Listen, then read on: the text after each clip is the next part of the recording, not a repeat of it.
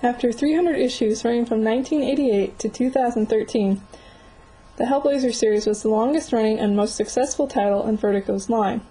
Then DC decided to reboot all of its titles for the new 52, and John Constantine got shunted to 2 different series which ran concurrently. Justice League Dark, which ran for 40 issues and wasn't really all that interesting mostly because Justice League Dark had built up. Also, nearly everyone Constantine ran into hated him, sometimes for no reason at all, it seems. His own series, Constantine, was largely forgettable, except for issues 18 through 23, detailing the Earth 2 storyline. Ray Fox did a wonderful job dealing with John's family and his eventual escape from the alternate world, ironically ending the series on a high note. Recently, DC relaunched Constantine in a new series called Constantine the Hellblazer, and the first issue came out this month. This is what I'll be reviewing today. After seeing John's rich history retconned in both Justice League Dark and Constantine, I was hesitant to give the series a chance. I was unfamiliar with the team working on the Hellblazer, but have since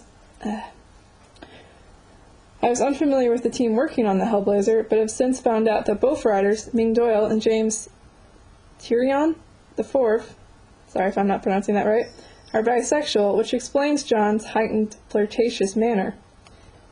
I feel like this is actually a positive about the series. John's bisexuality was only touched upon by 4 writers in Hellblazer and very briefly in the Constantine series. And while it's not a huge part of his character, it is something that was established in canon and should be addressed every once in a while. It doesn't have to be in-your-face obvious, and indeed, all John does in this issue is flirt with another man.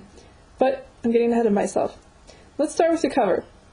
The cover and interior artist is Riley Rossmo, who again, I've never encountered in comics before. I generally stick to Vertigo and DC and only read other titles if I can borrow them from a friend or the library. The cover is sufficiently dark, and the shadow of John against the demon on the right side is striking. I particularly like the bright pink and purple colors among the black atmosphere. However, upon opening the comic, the art style on the pages is rough and looks quite unfinished. I keep expecting John to turn and do this, because of the Muppet-like head. I wish at least some semblance of life showed in the eyes instead of looking dead most of the time. Overall, the art's too cartoonish for my tastes, and I really don't think the artist suits the title.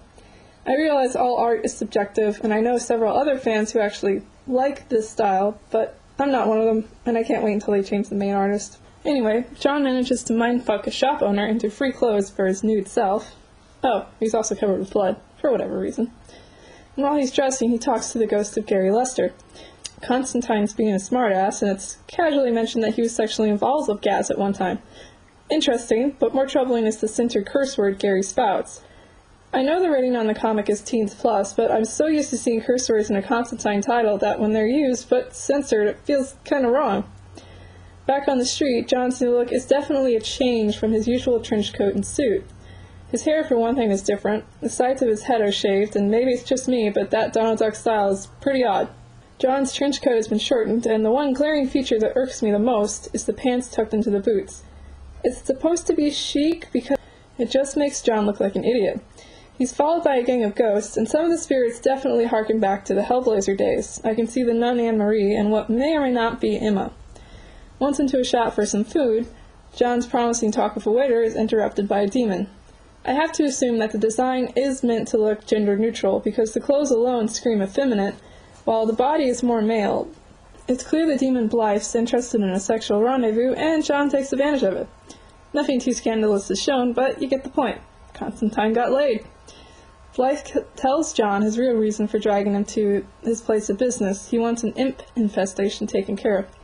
Blythe would do it, but if the demon banishes anything to hell, Blythe goes with it. Part of the terms, it says. Can you see where the story is going? It should be obvious how it's all going to end. The pair take a very interesting trip down each layer of Dante's Inferno, but because of the minimalistic art, there's not a lot going on in each panel.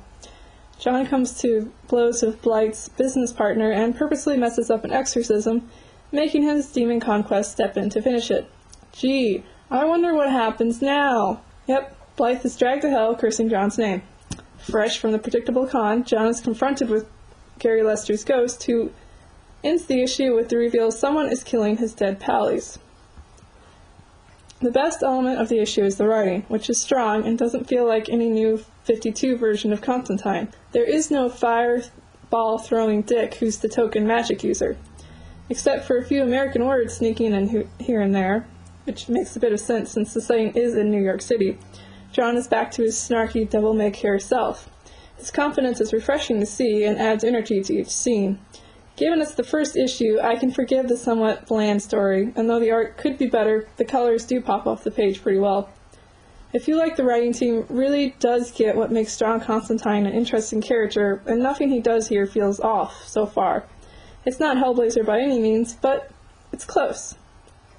As mentioned earlier, John is sexually active off the bat, which may or may not be the standard in the series. Future issues will tell.